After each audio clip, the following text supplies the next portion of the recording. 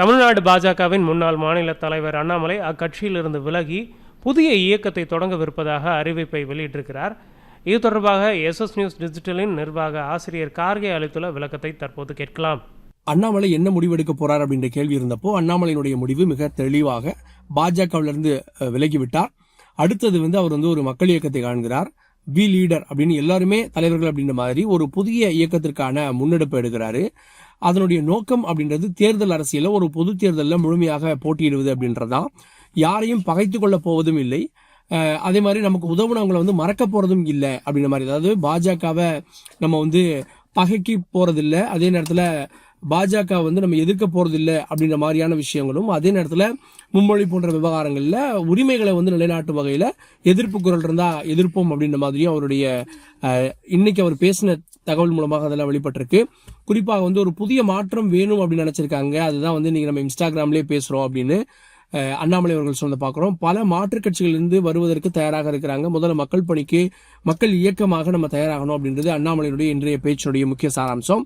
அதுக்கப்புறமா அவங்களை அரசியல் மயப்படுத்தணும், அரசியல் மயப்படுத்தி எல்லாரும் தேர்தலை நோக்கி போகணும் அப்படின்றதான் அவருடைய பேச்சுடைய சாராம்சமா இருக்கு.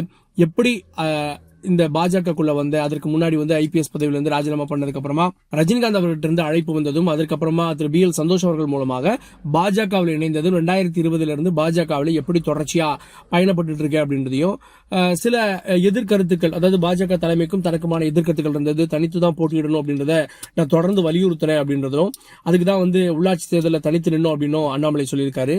நாடாளுமன்ற தேர்தலில் தனித்து நின்னதும் அதனாலதான் அப்படின்னும் அண்ணாமலை சொல்லியிருக்காரு. அண்ணாமலையினுடைய இந்த பேச்சுடைய முடிவு அப்படின்றது தேர்தலுக்கு முன்பே சொன்னார். டிசம்பர் தேர்தலுக்கு முன்பே அவர் சொன்னது என்ன அப்படின்னா, மே 4ஆம் தேதிக்கு பிறகு நான் ஒரு முடிவு சொல்லுவேன் அப்படின்னாரு. அது என்னன்னா, தேர்தலில் ஒருவேளை தோல்வி அடைந்தால் அந்த தோல்விக்கான காரணங்கள்ல ஒன்னா அண்ணாமலை தரப்பினர் சொல்வது அப்படின்றது இந்த கூட்டணி அப்படின்ற விஷயங்களை குறிப்பிடுறாங்க.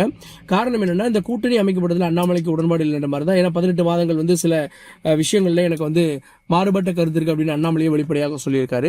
ஸோ அந்த விவகாரம் தொடர்பாக அண்ணாமலை தெளிவுபடுத்தியிருக்காரு. யாரையும் எதிர்க்க போவதில்லை, பகைக்க போவதில்லை, ஒரு புதுமையான மாற்று அரசியல் கொடுக்க போற அப்படின்னு விஷயங்களை சொல்றாரு. அப்துல் கலாம் அவர்களை முன்னிலைப்படுத்துறாரு. அப்துல் கலாமுக்கான சென்டர், ஒரு அறிவு சார்ந்த மையமாக கோவையில் அமையும், அதுல நம்ம செயல்படுவோம் அப்படின்றாரு. ஸோ ஒரு இளைஞர்களை அப்துல் கலாம் காட்டிய அந்த வழியில அண்ணாமலை அவர்கள் மாநில நலனோடு சேர்ந்த தேசிய நலனை உள்ளடக்கிய ஒரு மக்கள் இயக்கமாக அதை முன்னெடுக்க போகிறார் அப்படின்றதான் இந்த அவருடைய பேச்சு மூலமாக தெரிகிறது. அதுக்கான ஒரு வெப்சைட்டும் அனௌன்ஸ் பண்ணியிருக்காரு.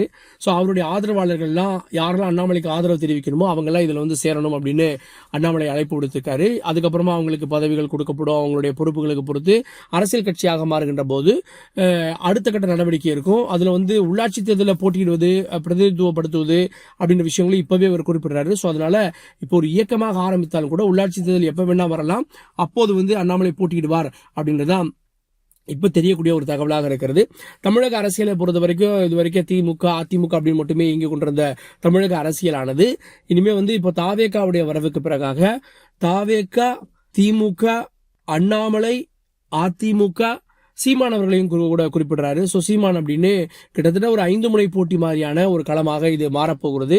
ஸோ 5 முனை போட்டி அப்படின்னா அடுத்தடுத்து வரக்கூடிய காலங்களில் யாருக்கு மெஜாரிட்டி கிடைக்கும், ஒரு பார்ட்டிக்கு மெஜாரிட்டி, 5 கட்சிகள் பிரதானமா இருக்கிறப்போ ஒரு கட்சிக்கு மெஜாரிட்டி கிடைப்பதற்கான வாய்ப்பு குறைவு அப்படின்றதால அண்ணாமலைக்கு ஒரு புதியவர்கள் எப்படி விஜயை ஆதரித்தார்களோ அதே மாதிரி அண்ணாமலைக்கு யாரெல்லாம் ஆதரிக்க போறாங்க அப்படின்றது அவருடைய செயல்பாடுகள் மூலமாக, ஏன்னா மக்கள் இயக்கமா அவங்க வர்றாங்க, செயல்பாடுகள் மூலமா சில நாட்கள்ல தெரிய வரும். தேர்தல் அரசியலை நோக்கி மக்கள் இயக்கமாக முதல் முன்னெடுப்பை எடுத்து வைத்திருக்கிறார் அண்ணாமலை.